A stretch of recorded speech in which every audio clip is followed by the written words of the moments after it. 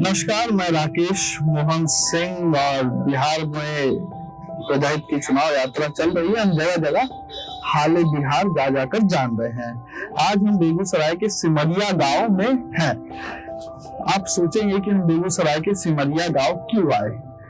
सबसे पहले तो किसी भी रचनाकार के लिए अपनी रचना कितनी अहम होती है और उसे किस हद तक जाकर पूरा करना है, इसके सर्वकालिक उत्कृष्ट उदाहरण थे रामधारी सिंह। सिमरिया रामधारी सिंह दिनकर का पैतृक गांव है और आज यहाँ पर बिहार के राज्यपाल आरिफ मोहम्मद खान भी आए, कुछ ही देर पहले यहाँ से रवाना हुए।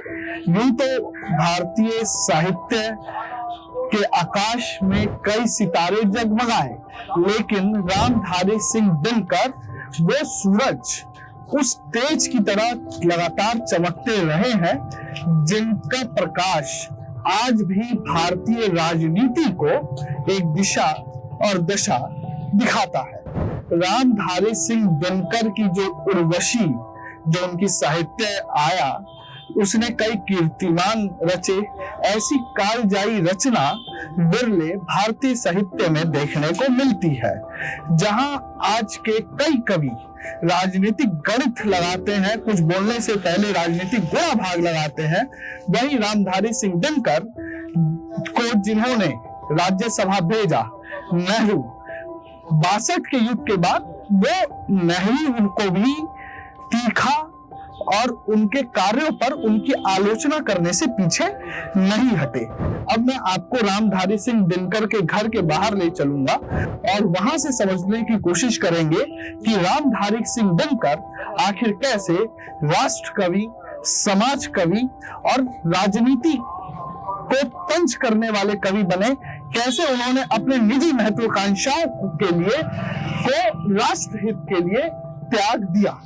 रामधारी सिंह दिनकर, जिनकी कविताएं राग से भरपूर, ओज में डूबी हुई और जिनकी कविताओं से अध्यात्म निकलकर सामने आता था। यूं कह सकते हैं कि रामधारी सिंह दिनकर की कविताओं को समेटकर कुछ कहा जाए तो कहा जा सकता है कि रामधारी सिंह दिनकर की कविताएं ओज, राग और अध्यात्म का मिश्रण थी।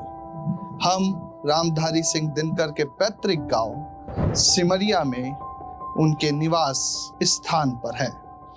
मैं कैमरामैन से कहूंगा कि दिखाएं कि आज जब राजनीति चरम पर है और अधिकतर या कई कवि सत्ता के इर्द गिर्द घूम रहे हैं, उस दौर में रामधारी सिंह दिनकर वो कवि थे जो इस बात की हिम्मत रखते थे कि जिन्होंने उनको राज्यसभा भेजा, जिन नेहरू ने उनको 12 सालों तक, या यूं कहे कि पहले राज्यसभा के गठन के साथ ही उनको राज्यसभा के लिए मनोनीत किया, जब 62 में चीन के साथ युद्ध करते हुए हमारी सेनाएं वीरता के साथ पीछे लौट रही थी, तब रामधारी सिंह दिनकर राष्ट्र कवि, जन कवि, महाकवि, विश्व कवि ने गुरेज नहीं किया पंडित नेहरू की आलोचना करने में। हम उनके निवास स्थान के भीतर चलते हैं और समझने की कोशिश करते हैं कि आज जब कवि राजनीति के साथ अपना गुणा गणित बिठा रहे हैं, उस दौर में रामधारी सिंह दिनकर ने किस तरीके से सत्ता के साथ होते हुए भी सत्ता की आलोचना और सत्ता को सही दिशा दिखाने से गुरेज नहीं। हमारे देश के राष्ट्र कवि, महाकवि, जन कवि रामधारी सिंह दिनकर, भारतीय साहित्य के हिमालय कहे जाने वाले रामधारी सिंह दिनकर के पौत्र ऋत्विक जी हमारे साथ मौजूद हैं और उनसे समझेंगे कि क्या यादें उनकी राष्ट्र कवि रामधारी सिंह दिनकर जी के साथ है। सर, बहुत बहुत स्वागत है हमारे खास कार्यक्रम में। मैं आपसे सबसे पहले तो प्रश्न यही है कि दादा और पोते का स्नेह अलग होता है। हमारे बिहार में कहावत भी है कि पैसे से ज्यादा ब्याज अच्छा लगता है, एक सामाजिक कहावत है। तो दादा से खास स्नेह या क्या यादें जो अभी तक जीवंत है आपके जहन में? तो मेरी उम्र मात्र 3 साल थी जब वो गुजर गए थे, तो इसलिए अगर आप मुझे कुछ खास अगर यादें अगर पूछेंगे तो वो नहीं है। लेकिन मैंने पहले भी 2-1 साक्षात्कार में ऐसे भी लोगों को यह बताया है कि उनके निधन के बाद जब उनके पार्थिव शरीर को मद्रास से जब पटना लेकर आया गया था, तो वो वाकया कहीं ना कहीं दिमाग में है कि घर के ऊपर से हवाई जहाज गुजर रहा था, तो उसमें किसी ने बताया कि इसी में बाबा आ रहे हैं। और फिर उसके बाद एक और ये याद है कि जहाँ पे उनके पार्थिव शरीर को रखा गया था, उनके आसपास 2 से 3 लोगों का चेहरा याद है, जो लोग वहाँ पे खड़े थे। और उनसे, और बाद में फिर जब पूछा घर वालों से तो उन्होंने बताया कि हाँ सही है, सही याददाश्त है, सही याद है। तो ये है। और बाकी लोगों से सुना है उसी दिन के बारे में। बाबूजी बताते हैं, मेरे पिताजी बताते थे कि जब बाबा के शरीर को लाया गया तो तुम पूछ रहे थे कि रोज आप अपनी छड़ी के साथ चल कर आते थे, आज आप लेट कर क्यों आए हैं। और उनके पार्थिव शरीर को जब रखा गया था और दाह संस्कार का जब अरेंजमेंट्स किया जा रहा था, तो सडनली लोगों ने रियलाइज़ किया कि ऋत्विक वहाँ पर आसपास में नहीं है। तो जब ऋत्विक को खोजा गया तो ऋत्विक अपने बाबा के साथ उनके शरीर से लिपट कर, उनके पार्थिव शरीर से लिपट कर उनके चादर के अंदर घुसकर सो गए थे। तो जी आज हम लोग देखते हैं कि ये थोड़ा सा एक जिस तरीके से दिनकर साहब ने देश की राजनीति को भी मार्गदर्शन दिया, मुझे जो हम लोगों ने तो पढ़ाई है कि लाल किले पर जब कवि सम्मेलन चल रहा था और पंडित नेहरू लड़खड़ाए, तो दिनकर साहब उस समय राज्यसभा सांसद थे और मनोनीत भी नेहरू जी ने ही किया था। तो नेहरू जी ने कहा धन्यवाद, तो उन्होंने कहा जब भी राजनीति लड़खड़ाई है, साहित्य ने उसे दिशा दी है। आप ये जो राष्ट्रकवि दिनकर जी की ये मुखरता थी और बड़े बड़े हुक्मरानों से सीधा टकरा जाने का की उनकी हिम्मत थी, वो परिवार में लगातार चलती आ रही है। इसको आप कैसे देखते हैं? आज भी वो चीजें परिवार में बनी हुई हैं। अब इसके बारे में मैं क्या बोलूं, लेकिन हाँ, बाबा का ये था कि कभी वो अपने मौलिक विचारों से उन्होंने कभी भी कॉम्प्रोमाइज नहीं किया। वो उनका जो थॉट प्रोसेस था और उनके जो उसूल थे उस पे वो अडिग रहे, और उसी का नतीजा था कि वो एक ताकत उनके अंदर थी उसकी वजह से, जिसकी वजह से वो सही को सही और गलत को गलत कहते थे, चाहे वो कोई भी हो, राष्ट्रपति हो, प्रधानमंत्री हो, मंत्री हो, कोई भी हो। तो ये उनके मेरे ख्याल से जो उनको दृढ़ विश्वास था अपने उसूलों पर और उस पर टिके रहने की जो शक्ति थी, उसी की वजह से ये कर पाते थे। ऋत्विक जी, ये उन्हीं का कमरा है। पहले आपने जैसे बताया कि खपरेल का पुराने टाइम पे घर था, अब इसको आप लोगों ने संरक्षित किया है। थोड़ा सा इस कमरे की विशेषता बता दे आप। तो ये बाबा की छड़ी है जो उनके बिस्तर पर रखी है, तो ये बाबा का ही बिस्तर है। और ये चौकी है जिस पर वो बैठा करते थे और बैठकर इस पे अपनी लेखनी से जो कुछ भी लिखा उन्होंने, काफ़ी कुछ, मतलब जब पटना में रहे या सिमरिया में रहे तो ये था। एक डिस्प्ले पर्पस के लिए ये उनका एक कुर्ता पजामा यहाँ पे रखा हुआ है, और काफ़ी कुछ है। तस्वीरें लगाई हैं यहाँ पे। ये मेरी दादी हैं जिनको हम लोग मामा बोलते हैं हमारे, तो मामा हैं, बाबा हैं, ऊपर भी बाबा की तस्वीर है। इस तरफ तो बाबा के सारे सोलो फोटोग्राफ्स हैं।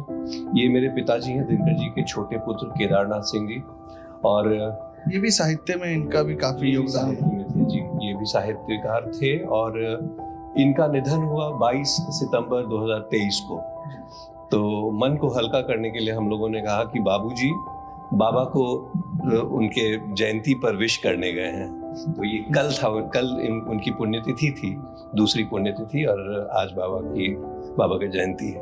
तो आपका भी साहित्य में खास लगाव, विशेषता या लोगों का एक्सपेक्टेशन बहुत रहता है, या मैं पता नहीं, इस सवाल का मेरे पास जवाब नहीं होता है, लेकिन एक आज तक नहीं बोला किसी को, पहली बार बता रहा हूँ। जब बाबूजी अस्पताल में थे तो उन्होंने कहा था कि तुम्हारे अंदर बहुत पॉजिटिविटी है, लगता है अगला साहित्य का इतिहास यहीं से निकलेगा। तो कुछ इसी तरह, हाँ, यही कहा था कि साहित्य का अगला इतिहास शायद यहीं से निकलेगा। तो वो दिमाग में है, और मैं लिखता नहीं हूँ, लेकिन पिछले 1.5 सालों से मेरा प्रयास ये जरूर है कि बाबा की रचनाओं और कृतियों को जनमानस तक लेकर जाऊं। राष्ट्र कवि हैं, जन कवि भी लोग कहें, विश्व कवि भी कहें, समाज कवि भी कहें, पद्म विभूषण मिला, ज्ञानपीठ मिला, साहित्य पुरस्कार मिला, भारत रत्न।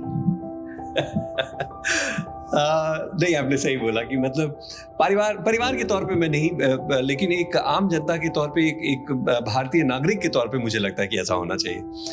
माटी से उनका से कोई तरह की इंसल्ट नहीं होता था, खूब अच्छा से बढ़िया से बचना, बोल विचार, तो सबको पूरा सम्मान मिलता। हाँ, कोई तरह का नहीं।